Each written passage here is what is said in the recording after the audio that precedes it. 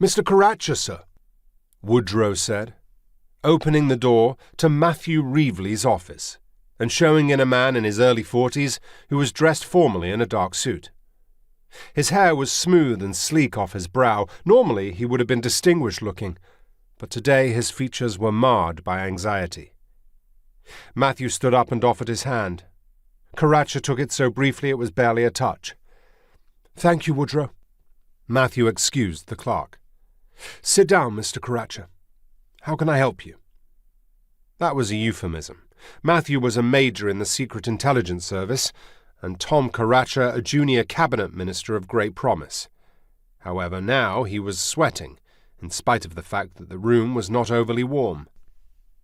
He had asked for an urgent appointment with someone in charge of counter-espionage in London, and since America's entry into the war in January, Matthew's duties were more general than previously, when America had been neutral and German diplomacy across the Atlantic and sabotage of American munitions supplies a more immediate concern. Did Karacha really have anything to say, or was he one of those who jumped at shadows? Many people were. The news was bad almost everywhere. Naval losses were mounting all the time, and there was no end in sight.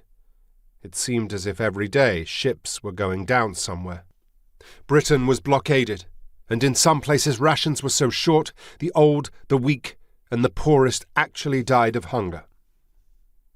The news from the Western Front was devastating, and only moderately better in Italy, the Balkans, the Middle East, and Egypt. In Russia, the Tsar's government had fallen and been taken over by the revolutionaries under Kerensky. Perhaps Karacha was merely reflecting the nation's grief. He had a reputation for courage and a degree of candour. To Matthew it looked as if he might have been overrated in both.